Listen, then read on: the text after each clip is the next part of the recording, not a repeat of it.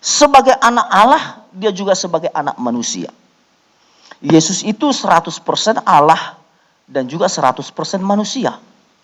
Dia tidak 50% manusia, 50% Allah, tidak. Dia 100% sebagai Allah dan juga 100% sebagai manusia.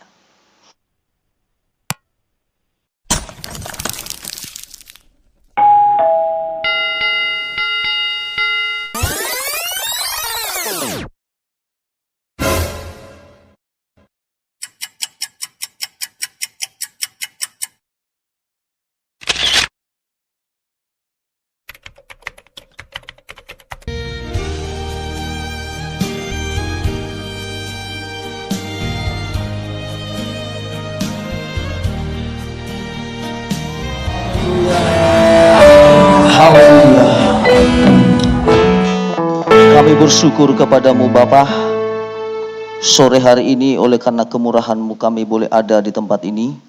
Untuk kami boleh bersama-sama datang beribadah kepada Tuhan. Terima kasih buat penyertaan Tuhan yang sudah menolong kami. Ya, kami boleh ada di minggu terakhir di tahun ini. Dan kami yakin dan percaya Tuhan bahwa penyertaan-Mu akan terus berkelanjutan dalam kehidupan kami. Sampai kami nanti boleh memasuki di tahun yang baru. Dan pada sore hari ini kami sudah memuji Tuhan. Kami mau mendengar kebenaran firman-Mu yang boleh akan memberkati setiap kami. Supaya perjalanan hidup kami ini Tuhan semakin dikuatkan, dimantapkan oleh Tuhan. Urapi hamba-Mu yang menyampaikannya. Hamba-Mu tidak ada apa-apanya. Tapi biarlah kemurahan Tuhan, pengurapan-Mu turun atas hamba-Mu. Bahkan umat-Mu juga, biarlah juga tetap dalam pengurapan-Mu. Sehingga kami boleh bersama-sama dapat menangkap apa yang menjadi kehendak Tuhan lewat kebesaran firman-Mu. Kami serahkan pemberitaan firman-Mu dari awal sampai selesainya. Nama Tuhan saja dipermuliakan. Dalam nama Yesus kami berdoa. Haleluya. Amin. Amin. Puji Tuhan. Silakan duduk Bapak Ibu Saudaraku. Haleluya. Salam sejahtera bagi kita semuanya. Salam. Ya, puji Tuhan, kita bersyukur sore hari ini oleh karena kemurahan Tuhan kita boleh tetap setia untuk kita boleh berada dalam setiap ibadah kita. Dan secara pribadi saya bersyukur sore hari ini saya boleh dipercayakan untuk menyampaikan firman di tengah-tengah kita. Ya, karena berhubung Bapak Gembala besok akan berangkat ke pulau. Sudah ada persiapan yang harus diselesaikan sampai besok berangkat. Karena berbeda saudaraku, kalau kami kemarin dengan Pak Sibarani ke Sungai Raya, karena lewat Tanjung Batu masih sesama Kepri, tidak terlalu sulit urusannya. Tapi karena tempat Pak Pardede itu sudah lain provinsi dengan kita, sudah lain provinsi, tentu harus ada hal-hal yang menyangkut karena situasi COVID yang harus mungkin diselesaikan, atau mungkin surat kesehatannya atau yang lainnya yang diperlukan. Jadi sehingga pelayanan firman Tuhan sore hari ini dipercayakan kepada saya. Oleh sebab itu saudaraku yang dikasihi Tuhan, kita akan belajar dari kebenaran firman Tuhan. Ya, tentu kita sudah banyak belajar dari firman Tuhan yang disampaikan oleh Bapak Gembala di hari-hari yang lalu, tentu yang berintikan yang mengajar kita supaya kita tetap berada dalam puncak rencana Tuhan. Saudara yang dikasihi oleh Tuhan, tentu untuk mencapai puncak rencana Tuhan, kita memiliki tantangan yang cukup berat. Tentu tantangan yang berat, tentu tantangan dari kuasa kegelapan, itulah iblis. Iblis itu selalu menaburkan yang namanya roh ketakutan. Iblis itu selalu mengintimidasi setiap umat Tuhan, supaya umat Tuhan itu tidak sampai kepada puncak rencana Tuhan. Kalau kita belajar dari kitab Perjanjian Lama juga bagaimana umat Tuhan, bagaimana orang Israel itu juga untuk keluar dari tanah Mesir juga harus mengalami banyak tantangan, harus banyak mengalami rintangan. Dimulai dari rintangan dari Firaun sendiri. Dan setelah mereka juga keluar, mereka juga berhadapan dengan tantangan yang berat. Ada laut Teberau, ada padang gurun. Bahkan ada yang lain-lain yang membuat umat Tuhan itu mengalami ketakutan. Namun pada sore hari ini saudaraku, ya, saya mau mengajak kita melihat kebenaran firman Tuhan. Ya, apa yang harus kita miliki supaya kita sebagai umat Tuhan, sebagai orang percaya, sampai kepada puncak ya rencana Tuhan tersebut.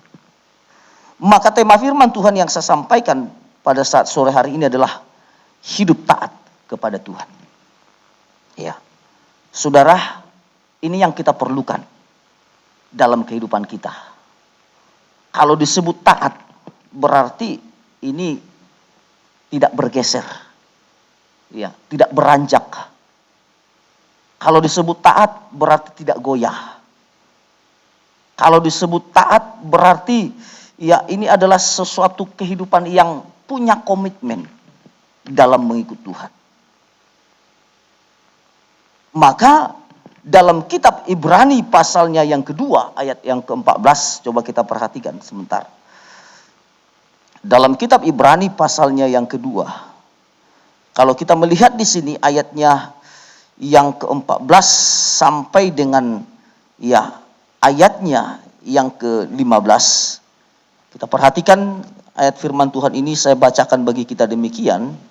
Di ayatnya yang ke-14 dikatakan, karena anak-anak itu adalah anak-anak dari darah dan daging, maka ia juga menjadi sama dengan mereka dan mendapat bagian dalam keadaan mereka, supaya oleh kematiannya ia memusnahkan dia, yaitu iblis yang berkuasa atas maut, dan supaya dengan jalan demikian ia membebaskan mereka yang seumur hidupnya berada dalam perhambaan oleh karena takutnya kepada maut. Jadi di sini kita melihat, saudaraku, ya, bagaimana Yesus itu sebagai anak manusia, ya, sebagai anak Allah, dia juga sebagai anak manusia. Yesus itu 100% Allah dan juga 100% manusia. Dia tidak 50% manusia, 50% Allah, tidak. Dia 100% sebagai Allah dan juga 100% sebagai manusia. Nah, yang menjadi teladan bagi kita adalah bahwa dikatakan di sini karena anak-anak itu adalah anak-anak dari darah dan daging, maka ia juga menjadi sama dengan mereka. Karena kita manusia kita ini, ya, yang terdiri dari darah dan daging, maka Yesus harus sama dengan kita. Dia harus memiliki daging, harus memiliki darah juga. Supaya apa, saudaraku? Supaya kita tidak dikuasai oleh roh ketakutan. Karena Yesus datang ke dalam dunia ini, ya, yang pertama adalah untuk membinasakan maut yang membuat manusia itu mengalami rasa takut.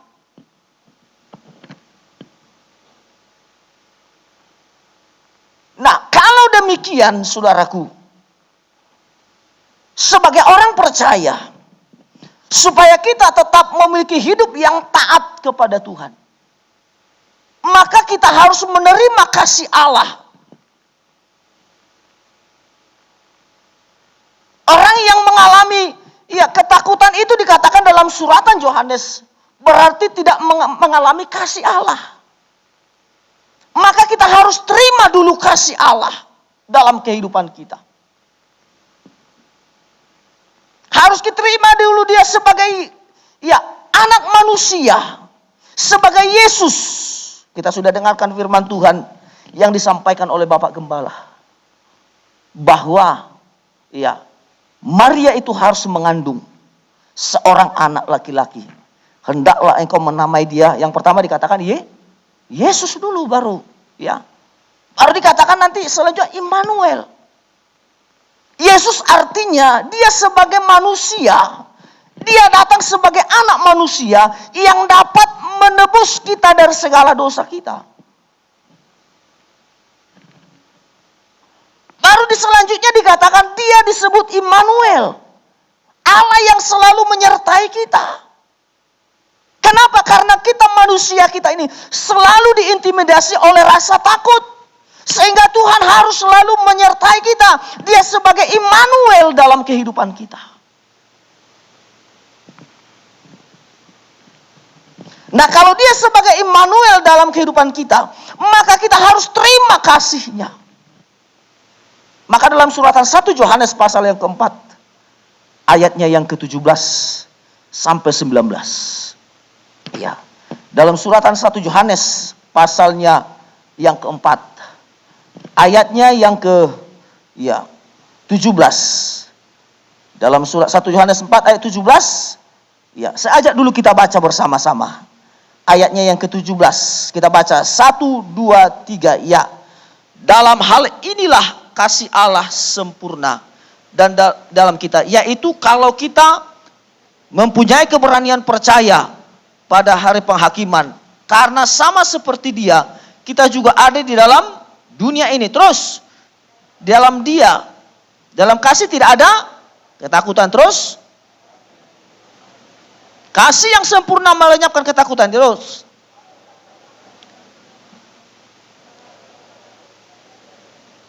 barang siapa takut dikatakan tidak sempurna di dalam kasih. Itu sebabnya harus kita terima dulu kasih Allah. Harus kasih Allah yang sempurna itu ada dalam kehidupan kita. Itulah yang disebut dengan kasih agape.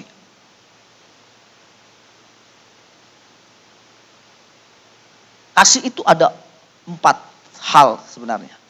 Ada kasih eros, ada storge, ada filia, ada agape. Kasih Allah itu adalah kasih yang sempurna. Itulah kasih agape. Harus kita terima kasih yang sempurna itu. Supaya kita tidak dikuasai oleh rasa takut. Yang membuat kita, ya, kalau kita mengalami ketakutan, membuat kita tidak mengalami ketaatan, tidak memiliki ketaatan. Maka kita harus terima kasih Allah yang sempurna itu. Di ayat selanjutnya, ayat 19. Ya, 1, 2, 3, ya. Kita mengasihi karena Allah lebih dulu mengasihi. Ya. Jadi kita harus memahami, saudara, bahwa Allah yang lebih dulu, ya, mengasihi kita. Selagi kita, kata kitab Roma, selagi kita masih berdosa, Dia rela untuk mengampuni segala dosa kita. Itulah kasih Allah yang sempurna. Maka saudaraku, kalau kita hidup taat kepada Tuhan dan kita menerima kasih Allah, apa hasilnya? Tentu hasil yang pertama adalah kalau kita menerima kasih Allah, maka kita mempunyai tujuan hidup yang benar. Ya. Jadi ketakutan itu, ya, membuat kita tidak punya tujuan yang benar. Saya selalu, ya, perjalanan kehidupan kita, saya selalu belajar dari perjalanan bangsa Israel. Perjalanan bangsa Israel itu juga ditandai dengan ketakutan, ditandai dengan kekhawatiran. Ya, ditandai dengan kebimbangan. Walaupun mereka sudah dilepaskan dari Mesir dengan 10 tulah. Bahkan tulah yang terakhir kematian anak sulung. Membuat Fir'aun dan Mesir menyerah. Kalau tulah yang pertama sampai tulah yang ke-9 masih, ya, masih belum menyerah. Tapi tulah yang terakhir kematian anak sulung, Fir'aun menyerah, Mesir menyerah, sehingga melepaskan umat Tuhan keluar dari tanah Mesir. Tetapi saudaraku yang dikasihi oleh Tuhan, kita melihat dalam sejarah di dalam Alkitab, setelah 3 hari perjalanan jauhnya, mereka berhadapan dengan Laut Teberau. Mereka berhadapan dengan padang gurun yang luas. Di belakang mereka, ya, ada pasukan Fir'aun dengan segala tentara kudanya, dengan kereta kudanya mengejar. Di situ kita melihat bangsa Israel itu berteriak kepada Musa. Kata-kata yang pertama yang keluar dari mulut bangsa Israel itu apa? Musa, apakah karena tidak ada kuburan di Mesir sehingga engkau membawa kami mati di padang gurun ini? Jadi yang mengintimidasi bangsa Israel pada waktu itu adalah roh ketakutan. Bahkan ketakutannya sampai takut mati. Kenapa bisa mereka seperti itu? Karena mereka tidak melihat tujuan perjalanan mereka. Karena tujuan hidup mereka tidak benar. Mereka tidak memahami kepada tujuan yang sudah Tuhan rencanakan.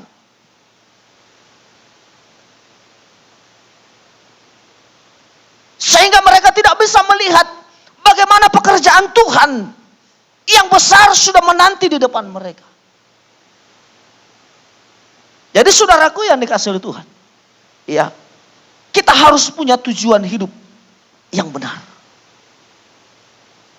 Jangan sampai tujuan hidup kita sebagai orang Kristen itu, ya, tidak kepada tujuan yang benar. Itu sebabnya Paulus mengatakan dalam, ya, suratan, coba kita lihat 2 Timotius pasalnya yang keempat, ayatnya yang ke-7. Dalam surat 2 Timotius, dalam surat 2 Timotius pasalnya yang keempat, kalau kita perhatikan di sini di ayatnya, ya, yang ke-7, ya, di ayatnya yang ke-7 dikatakan, saya baca demikian firman Tuhan. Aku telah mengakhiri pertandingan yang baik. Aku telah mencapai garis akhir dan telah memelihara iman. Jadi kalau kita sebagai orang Kristen, sebagai orang percaya yang memiliki tujuan hidup yang benar, kita harus mengerti bahwa kita memiliki garis akhir perjalanan hidup kita. Kalau bangsa Israel pada waktu itu garis akhirnya adalah tanah Kanaan. Tanah di mana, ya, terdapat limpah madu dan susu. Tentu akhir perjalanan hidup kita juga ke tanah Kanaan. Tetapi ke tanah Kanaan surgawi. Yang di sana tidak ada lagi ratap tangis. Tidak ada lagi duka cita. Kalau bangsa Israel pada waktu itu di sana dikatakan, di sana ada limpah madu dan susu. Tentu ada segala berkat-berkat yang selalu menyertai mereka. Tetapi bagi kita juga, ya, sebagai orang percaya, tentu ada berkat yang sudah Tuhan siapkan. Nah, di sini saudaraku, kita harus mengerti, ya, kita harus paham bahwa kita punya, ya, tujuan dalam perjalanan hidup kita.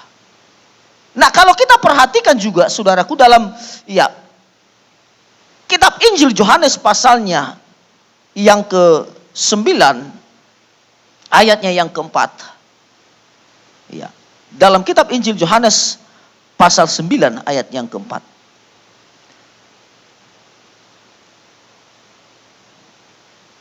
Dalam kitab Injil Yohanes pasal 9 ayat yang ke-4 dikatakan, kita harus mengerjakan pekerjaan Dia yang mengutus aku. Selama masih siang akan datang malam di mana tidak ada seorang pun yang dapat bekerja. Tadi kalau Paulus mengatakan, ya, bahwa dia dikatakan mencapai garis akhir dalam pertandingan. Yesus mengatakan kalau kita punya tujuan yang benar itu, dikatakan di sini harus bekerja selagi masih siang, mengerjakan. Tentu yang kita kerjakan di sini, ya, yang dimaksud oleh Tuhan adalah pekerjaan Tuhan. Pekerjaan Tuhan itu artinya bahwa pekerjaan yang menyangkut rohani kita harus kita kerjakan selagi masih siang. Karena dikatakan di sini kalau sudah malam tidak ada lagi seorang pun yang dapat bekerja. Karena namanya malam, gelap. Suratan Tesalonika mengatakan kalau pada malam itu biasanya kegiatannya apa? Kalau pada suasana malam, mabuk, ya kan? Itu sebabnya dalam suratan Tesalonika dikatakan, ya biarlah kita tetap berada dalam terang. Karena orang yang mabuk pada waktu malam dikatakan. Kenapa mabuk pada waktu malam? Karena tidak tahu tujuan hidupnya. Dalam kitab Injil Matius dikatakan kalau kegelapan itu membuat manusia itu tidak tahu kemana arahnya. Dalam kitab Lukas juga dikatakan demikian, bahwa kalau malam itu biasanya orang pasti akan terjatuh dan tersandung. Coba kalau kita berjalan di gelap, ya pasti kita tidak tahu kan. Atau seandainya tiba-tiba ya lampu di tempat kita ini ya PLN mungkin mati. Pasti kita wah. Yang di samping kiri kita pun atau samping kanan kita pun mungkin kita tidak tahu lagi atau masih ada di situ atau enggak. Ya. Kita tidak bisa melihat orang-orang yang di sekitar kita, pandangan kita. Jadi kalau kita masih siang berarti kita masih punya arah pandang yang tertuju kepada sasaran. Itu sebabnya dikatakan kalau kita punya tujuan yang benar, dikatakan di sini kalau dalam kitab Injil Yohanes ini dikatakan kita harus melakukan pekerjaan Tuhan. Melakukan apa yang menjadi kehendak Tuhan. Apa itu pekerjaan Tuhan? Ya melayani, ya beribadah, itu pekerjaan. Memberitakan Injil. Kalau bicara beritakan Injil mungkin langsung, mungkin ada menjawab dalam hati, aduh saya ini sudah opung-opung. Saya tidak pernah sekolah Alkitab, mungkin contohnya. Ya kan? Saya ini bukan seorang penginjil. Wah saya ini masih anak SMA. Jangan salah. Dalam melakukan pekerjaan Tuhan itu, bukan harus berkhotbah. Bukan harus, mungkin harus sekolah Alkitab dulu.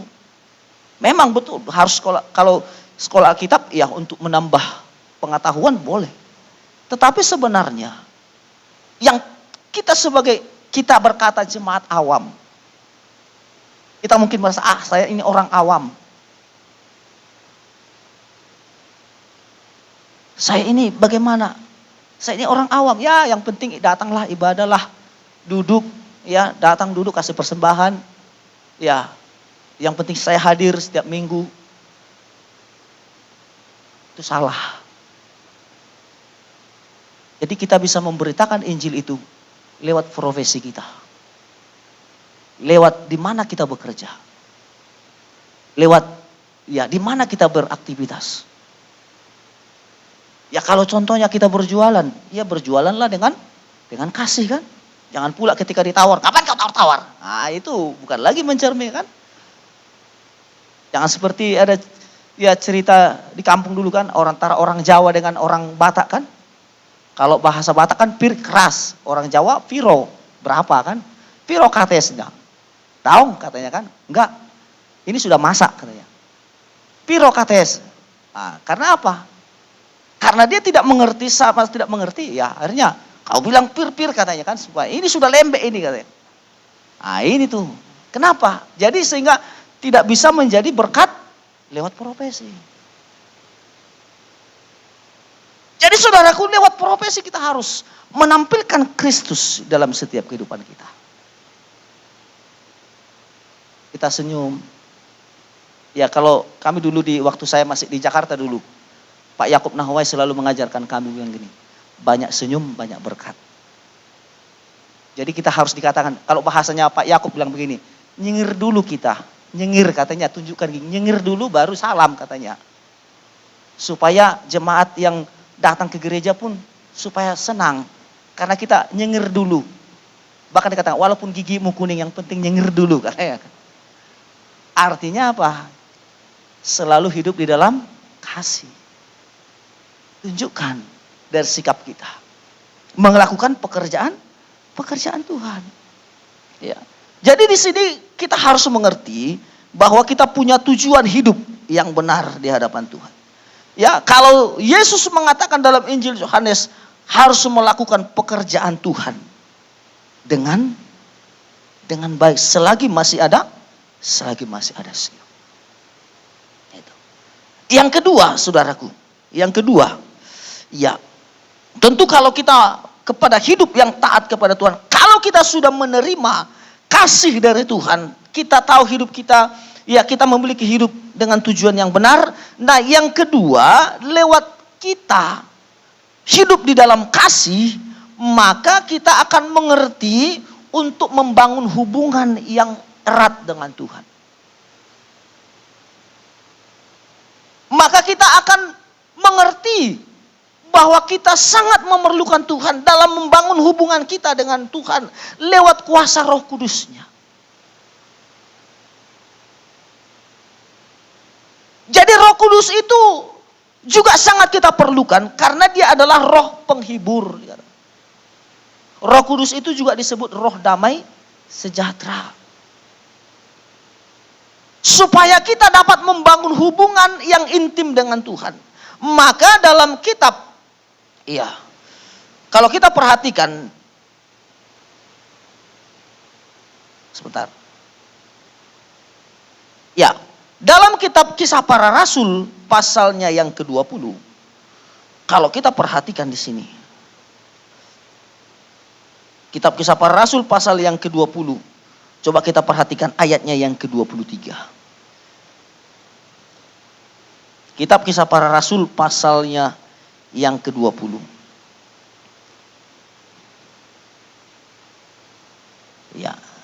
Kitab Kisah Para Rasul pasalnya yang ke-20. Kalau kita perhatikan di ayatnya yang ke-23. Saya baca bagi kita demikian. Kisah Rasul 20 ayat 23 dikatakan.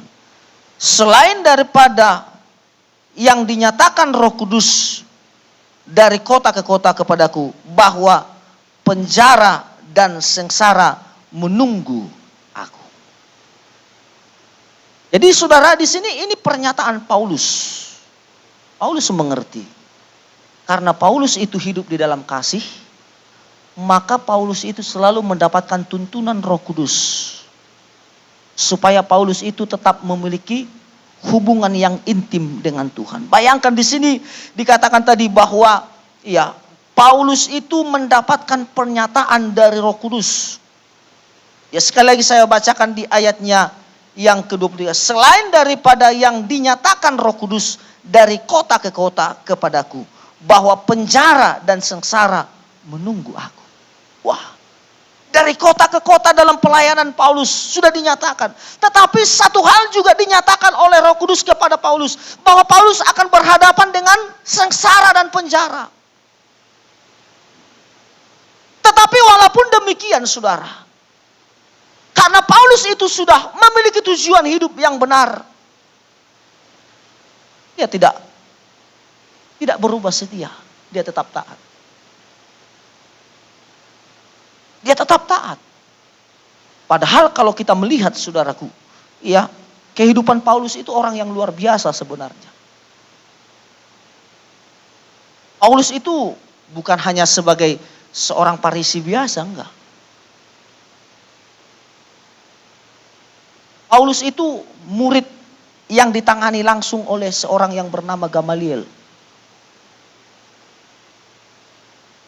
Jadi kalau dulu zamannya para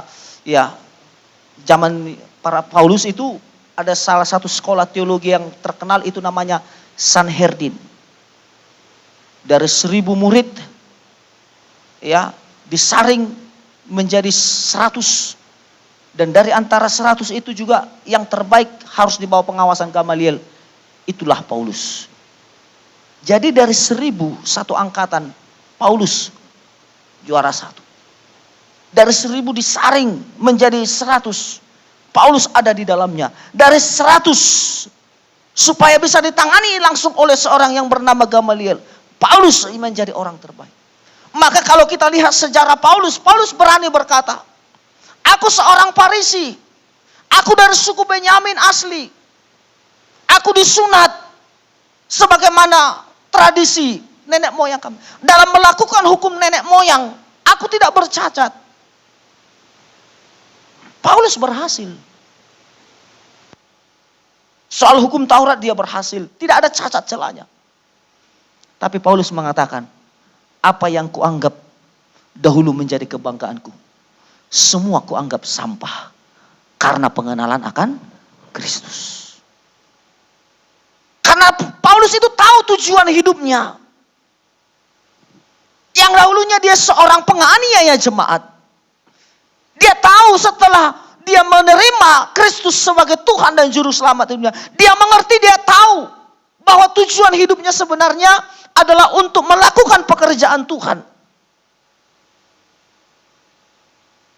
Nah, oleh sebab itu saudara, kalau kita sebagai orang percaya, sebagai anak Tuhan, sudah menerima kasih Allah, kita menerima kasih Allah itu supaya kita mengerti tujuan hidup kita. Dan itu juga yang akan membuat kita tetap memiliki hubungan intim dengan Tuhan. Walaupun nanti di tengah-tengah perjalanan hidup kita, kita seperti Paulus juga mengalami sengsara. Ya, mengalami sengsara. Tetapi karena ada kasih Allah yang sudah ya kita terima dan sudah dicurahkan kepada kita, maka kita akan bisa melewati semuanya itu. Sehingga kita menjadi orang-orang yang lebih lagi dari pemenang.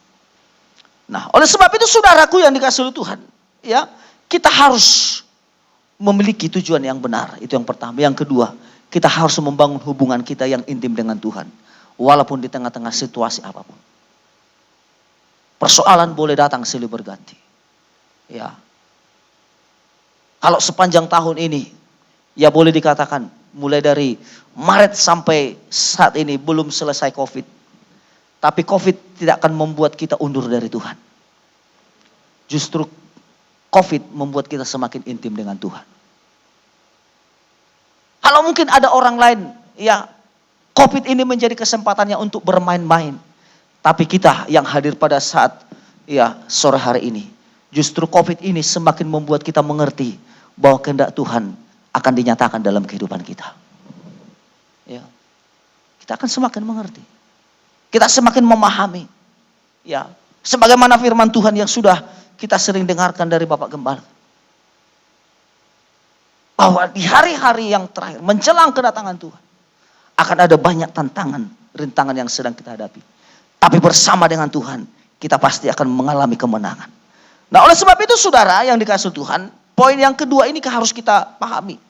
Mari tetap bangun hubungan kita yang intim dengan Tuhan. Ya, hubungan kita yang dulu mungkin sebelum COVID kita mungkin masih ya kurang, tapi kita perbaharui. Ya, kami jujur saya sebagai seorang batuan seperti itu. Yang dulu sebelum COVID ya kami ya hanya suami istri aja yang doa. Kalau saya bilang masih anak saya kan, udahlah biarlah masih anak-anak. Tapi setelah COVID saya pikir-pikir, waduh, egois sekali saya.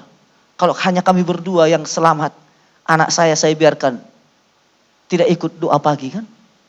Akhirnya setiap 4:30 ya alarm bunyi, saya bangun, saya panggil anak saya. Awalnya memang berat.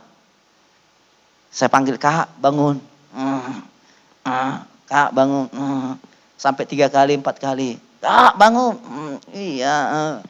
Tapi kalau sekarang alarm bunyi, saya panggil sekali, Kak bangun, iya langsung bangun cuci muka. Kami doa. Artinya saudaraku yang dikasihi Tuhan, kesempatan ini membuat kita untuk semakin intim dengan Tuhan. Bayangkan saudara, ya kan? Kita tidak tahu loh apa yang akan terjadi. Pak Gembala tadi bilang di Batu Haji, kita tidak tahu apa yang akan terjadi. Bahkan sore nanti kita tidak akan tahu apa yang terjadi. Semalam, ya hari Kamis malam Natal, kami bersama-sama dengan Pak Marpaung, Pak Pendeta Marpaung, kenal kan? Tapi semalam jam 11 saya terkejut di telepon Ibu Ras. Di mana? Saya ada di Baloi, saya bilang, tolong pergi ke Awal Bros, Pak Marpaung stroke. Saya bilang, Pak Marpaung yang mana? Saya bilang, Pak Marpaung kita, Pak Robi. Wah, saya lihat Pak Johannes, ayo Pak Johannes kita berangkat, saya bilang. Kami langsung ke sana, rupanya dia tensinya 210. Karena suasana Natal juga memang, karena tidak menguasai diri, daging terus katanya 2 hari non-stop. Ya kan? Sehingga akibat tensinya yang meninggi, badannya itu kalau dicubit tidak terasa. Dia tidak bisa langsung dirawat. Tadi saya WA pagi-pagi, Sudah bagaimana Pak? Saya sudah di ruang perawatan. Jadi sedang diusahakan tensinya itu sampai 120. Tadi pagi masih 170.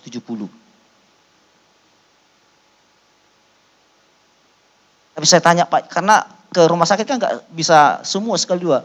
Saya bilang sama Pak Yohanes, udah Bapak aja yang masuk, saya nunggu di luar. Karena security-nya agak susah kan. Tidak boleh dua Pak. Udahlah Bapak aja. Saya tanya Pak Yohanes, bagaimana Pak bicaranya? Saya tanya pertama bicaranya.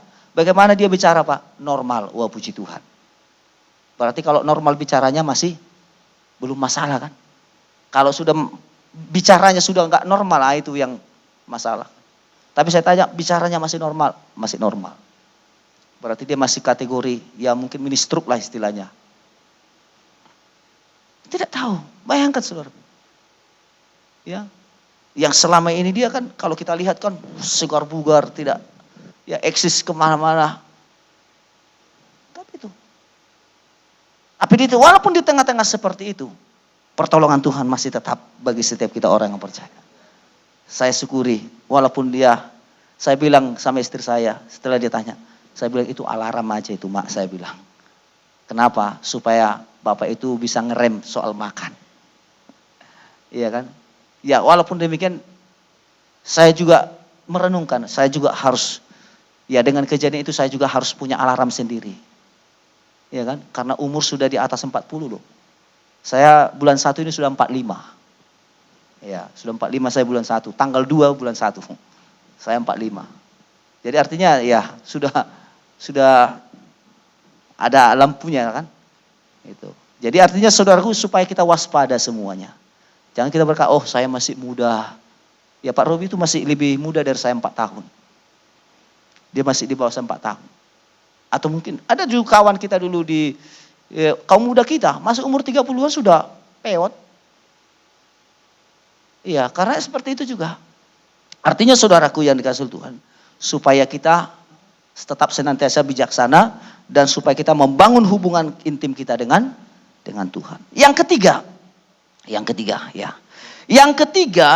ya, kalau kita mengerti dan kita sudah menerima kasih Allah supaya hidup kita tetap taat kepada Tuhan, maka kita harus berani bayar harga. Ya, kita harus berani bayar harga. Harga yang harus kita bayar dalam mengikut Tuhan. Harus kita berani. Harganya apa? Soal mungkin waktu, ya kan? Soal waktu, soal ya pikiran kita, soal tenaga kita. Seringkali orang tidak suka datang beribadah karena tidak berani bayar harga soal waktu. Tidak berani bayar harga soal waktu, ini masalah.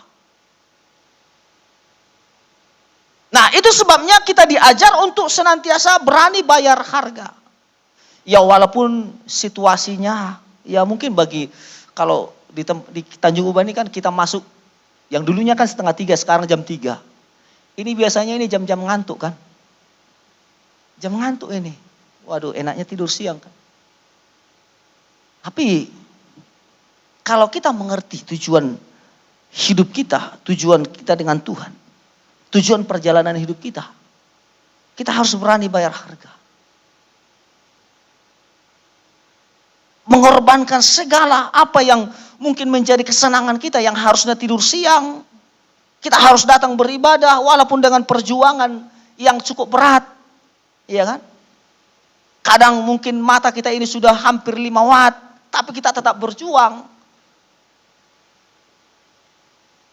Tapi saudaraku, kalau kita melihat di sini, ya apa tujuan Tuhan sebenarnya? Kenapa kita harus disuruh bayar harga? Supaya kita mengerti betapa besarnya kasih Allah itu, betapa besarnya pengorbanan Tuhan itu untuk menolong dan menyelamatkan setiap kehidupan kita. Maka kita harus bayar harga. Musa juga harus bayar harga untuk menerima 2 loh batu. Musa juga harus bayar harga untuk menerima pewahyuan soal membangun tabernakel. Dia harus bayar harga dengan usia yang tidak muda. Dia harus naik ke Gunung Sinai. Sudah umur 120 tahun loh. Dia harus bayar harga naik ke Gunung Sinai. Untuk menerima 2 loh batu. Dia harus puasa di sana 40 hari 40 malam. Dia korbankan tenaganya yang sudah tidak muda lagi, dia harus naik. Dia tidak izinkan Joshua untuk naik, tapi dia menyuruh Joshua harus berada di kaki gunung. Dia yang naik ke puncak. Walaupun Joshua itu sebagai abdinya, sebagai stafnya, orang yang masih energik. Tapi dia tidak izinkan Joshua yang naik, tapi dia harus bayar harga. Soal tenaganya dia harus bayar harga. Soal waktunya, yang seharusnya waktunya dipergunakan untuk mengatur semua bangsa Israel, dia harus kesampingkan dulu. Dia harus naik. Soal pikirannya, yang seharusnya dia memikirkan perjalanan bangsa Israel, dia kesampingkan dulu, dia korbankan supaya pikirannya tertuju kepada Tuhan. Nah sekarang saudaraku, kita renungkan kepada dalam kehidupan kita. Apakah kita sudah mengorbankan 3 hal ini? Di sini kalau kita melihat pelajaran soal perjalanan Musa, Musa tidak dituntut yang pertama korban hartanya. Belum itu yang diminta oleh Tuhan. Tapi yang diminta oleh Tuhan, korban yang sesungguhnya itulah dari hidupnya. Hidupnya, tenaganya, waktunya, pikirannya. Harus kita korbankan. Artinya supaya kita fokuskan kepada Tuhan. Jangan pula kita datang beribadah, ya kan? Sudah kita korbankan waktu kita. Sudah kita korbankan mungkin tenaga kita. Tapi bagaimana dengan pikiran kita? Apakah masih pikiran kita masih di tempat lain? Kita fokuskan. Kita tujukan hanya kepada Tuhan.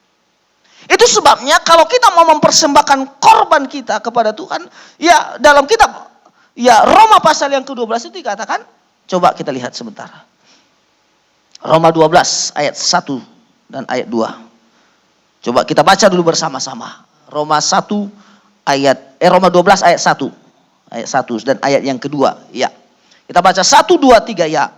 Karena itu saudara-saudara, demi kemurahan Allah, aku menasihatkan kamu supaya kamu mempersembahkan tubuhmu sebagai persembahan yang hidup, yang kudus, yang berkenan kepada Allah.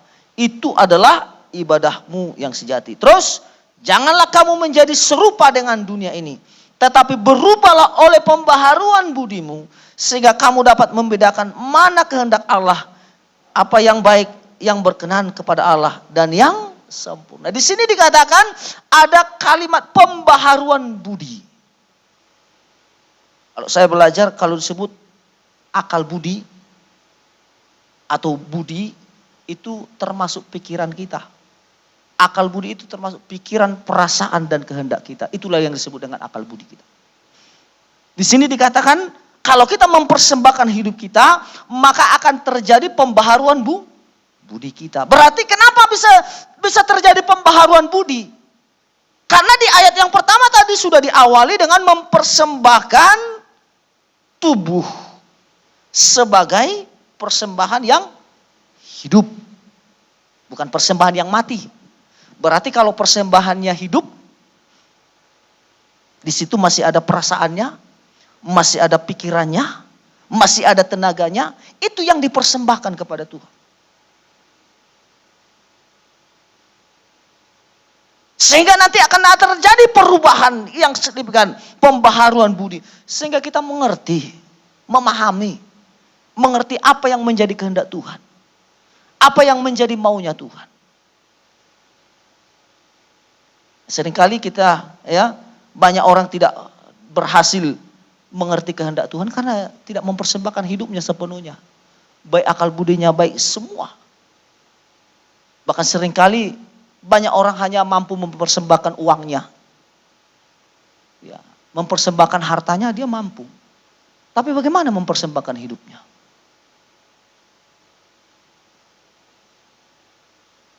Uang kita boleh kita persembahkan. Tapi persembahan kita itu tidak akan pernah berguna. Uang kita itu kita persembahkan kalau kita tidak persembahkan juga hidup kita. Tuhan sebenarnya tuntut hidup kita dulu. Kalau kita sudah persembahkan hidup kita kepada Tuhan, rela berkorban. Saya menekankan korban yang diminta di sini bukan soal uang yang pertama, tapi hidup kita. Keberadaan kita harus dulu kita bawa kepada Tuhan. Sama seperti ya Abraham kan. Abraham dalam mempersembahkan korban kepada Tuhan. Tuhan tidak minta uangnya yang banyak. Tapi yang diminta adalah anaknya sendiri. Bawa anakmu. Kalau dibawa anaknya tentu di situ Abraham harus mempersembahkan Ishak anaknya itu sebagai jantung hatinya kalau istilahnya kan. Tentu kalau anak itu, kita sebagai orang tua, anak itu berhubungan dengan perasaan kita. Cobalah kalau anak kita sakit, perasaan kita pasti juga susah kan. Nah di sini kita melihat diminta mempersembahkan tubuh kita, hidup kita, perasaan kita. Supaya perasaan kita perasaan yang tertuju kepada Tuhan. Jangan ke perasaan yang lain. Baru nanti kalau kita mau mempersembahkan harta kita, baru lengkap ya. Tapi kalau kita bawa uang kita, tapi hidup kita tidak pernah kita bawa, Tuhan tidak akan berkenan. Tapi hidup kita dulu. Kalaupun nanti kita mau persembahkan apa yang ada pada kita, ya itu sebagai hal yang kedua yang diminta Tuhan. Tapi Tuhan mau hidup kita dulu. Baru kita persembahkan korban harta kita. Harus supaya seimbang. Jangan pula uang kita persembahkan tapi kita tidak mau ya mempersembahkan hidup kita. Nah di sini saudaraku yang dikasihi oleh Tuhan, kerelaan kita dalam hal berkorban harus bayar harga. Harganya yang tidak ternilai. Maka di sini kalau kita melihat saudaraku, ya di dalam Kitab Kisah Rasul pasal yang ke-20 ayatnya yang ke-24. Kembali dalam kitab Kisah Rasul pasal 20 ayat 24. Sekarang ayat 24. Saya baca demikian firman Tuhan bagi kita. Dalam kitab Kisah Rasul pasal 20 ayatnya yang ke-24 dikatakan, tetapi aku tidak menghiraukan nyawaku sedikit pun. Asal saja aku dapat mencapai garis akhir dan menyelesaikan pelayanan yang ditugaskan oleh Tuhan Yesus kepadaku untuk memberi kesaksian tentang Injil kasih karunia Allah. Jadi Paulus tidak menghiraukan nyawanya. Asal dikatakan dapat bersaksi. Jadi yang dituntut oleh Tuhan juga kepada kita harus berkorban. Berani bayar harga. Baik melayani Tuhan, baik beribadah, harus berani bayar harga. Harga yang kita bayar itu sekali lagi bukan hanya soal uang, tapi bagaimana dengan hidup kita dulu. Seperti Paulus berani bayar harga, tidak menghiraukan nyawanya. Barulah nanti ya selanjutnya akan mengikut. Nah oleh sebab itu saudaraku yang dikasihi oleh Tuhan, kehidupan kita sebagai umat Tuhan, ya sebagai gereja Tuhan, yang hidup taat kepada Tuhan. 3 hal ini yang menjadi poin yang sangat penting kita pelajari. Yang pertama, kita harus menerima kasih Allah itu. Lewat kita sudah menerima kasih Allah, maka kita akan mengerti hidup kita, tujuan hidup kita dengan benar. Yang kedua tadi bahwa supaya lewat kita menerima kasih Allah, kita dapat membangun hubungan yang intim dengan Tuhan. Yang ketiga, kalau kita sudah menerima kasih Allah, maka kita akan berani bayar harga untuk melakukan pekerjaan Tuhan dengan benar. Nah oleh sebab itu saudaraku yang dikasihi Tuhan, ya saya tidak panjang lebar menyampaikan firman Tuhan bagi kita. Tapi biarlah kiranya ini memotivasi kita. Supaya kita tetap memiliki kehidupan yang setia, yang taat, yang bebas dari rasa takut. Ya, intimidasi setan itu boleh datang, tapi kasih Allah lebih dari segalanya untuk menolong dan memberkati kita. Kita tutup Alkitab kita sampai di sini firman Tuhan yang dapat saya sampaikan bagi kita. Haleluya. Mari kita serahkan seluruh kehidupan kita. Kita bawa hidup kita ke dalam tangan Tuhan. Terima kasih Bapa, kami bersyukur. Haleluya. Oh, terima kasih Tuhan. Terima kasih Bapa. Terima kasih Tuhan. Haleluya. Haleluya. Ini pengakuan kami Tuhan. Ketika firman-Mu sudah disampaikan di tengah-tengah kami. Ketika kami sudah memahami bahwa kasih-Mu besar dalam hidup kami. Seumur hidup kami akan tetap menyembah Engkau Tuhan. Bahkan kami tidak akan pernah beralih dan tidak akan pernah beranjak dari pengakuan kami, dari kepercayaan kami. Sebab Engkaulah satu-satunya yang menjadi pengharapan dalam hidup kami. Sebab itu berkati kami yang sudah menerima firman-Mu malam hari ini. Lewat kasih-Mu kami mengerti kami punya tujuan hidup yang benar di hadapan Tuhan. Lewat kami menerima kasih-Mu Tuhan, kami mengerti bahwa kami harus membangun hubungan kami yang semakin intim dengan Tuhan. Lewat kami menerima kasih-Mu Tuhan, kami semakin mengerti bahwa kami harus bayar harga dalam mengikut dan mengiring Tuhan. Terima kasih buat firman-Mu yang sudah diperdengarkan di tengah-tengah kami. Engkau memberkati kami, Engkau memberkati umat-Mu, baik kaum bapak, kaum ibu, muda-mudi, sampai kepada remaja. Tuhan tolong kami, siapapun kami yang hadir, biarlah kiranya Tuhan memberkati, Tuhan yang tetap menolong. Terima kasih Bapa, terpujilah nama Tuhan. Berkati kami yang boleh mengambil bagian dalam pelayanan sore ini, yang memimpin pujian, para singer yang memainkan musik, bahkan siapapun kami yang terlibat dalam pelayanan sore ini. Marilah Tuhan yang tetap mempergunakan kami, memakai kami Tuhan, dalam kapasitas apa yang Tuhan percayakan kepada kami. Ajar kami melakukannya Tuhan, dengan setia Tuhan, karena ini adalah kehendak-Mu bagi kami, supaya kami ambil bagian dalam pekerjaan Tuhan yang besar ini. Selagi masih siang Tuhan, tolong kami semuanya Bapa. Terima kasih Bapa, terima kasih Tuhan. Bahkan Kau memberkati juga Bapak Gembala kami. Biarlah juga Kau memberkati, memberikan kesehatan, kekuatan baru. Bahkan khususnya dalam pelayanan keberangkatan besok ke Pulau 3 Tuhan. Biarlah juga Engkau tetap menyertai, yang melindungi hamba-Mu, yang menutup bungkus, sehingga hamba-Mu tidak terhalang untuk boleh melayani Tuhan. Khususnya dalam Natal yang akan diadakan di Pulau 3. Biarlah juga Tuhan tetap memberkati, memberikan kesehatan. Terima kasih Bapak. Sekali lagi ini kehidupan kami, baik hamba-Mu pribadi, baik semua umat-Mu yang hadir. Biarlah Engkau memberkati bangsa kami Indonesia, pemerintahan kami, presiden kami, wakil presiden, semua jajarannya, bahkan sampai ke daerah. Khususnya kami ada di Kepri, umat yang ada di Tanjung Uban, Tuhan berkati juga.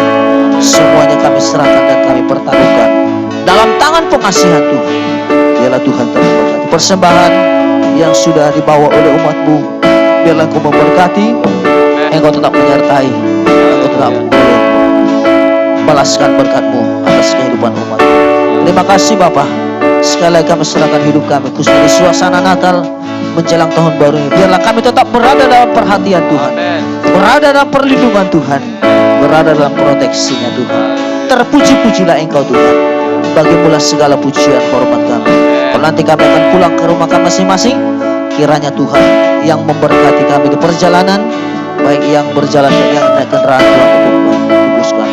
Kami bersyukur Tuhan, kami akhiri ibadah ini, kami siap menerima berkat yang besar dari Tuhan. Saudara, kita arahkan hati kita terima berkat Tuhan. Biarlah kiranya kasih karunia, damai sejahtera dari Tuhan Yesus Kristus, kasih-Nya Bapa Sorgawi, penyertaan dari Allah Roh Kudus yang menyertai memberkati kita sore ini sampai Maranatha. Yesus dalam hidup. Haleluya, haleluya. Kita adalah keluarga Allah, satu dalam rohnya, satu pengajaran, satu di dalam ikatan kasih membelah. Kita keluarga Allah.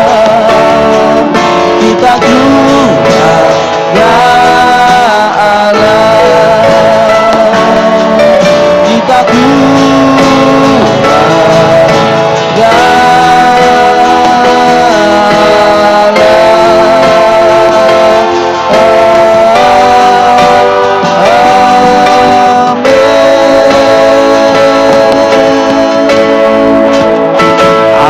Tuhan Yesus memberkati kita semuanya. Haleluya.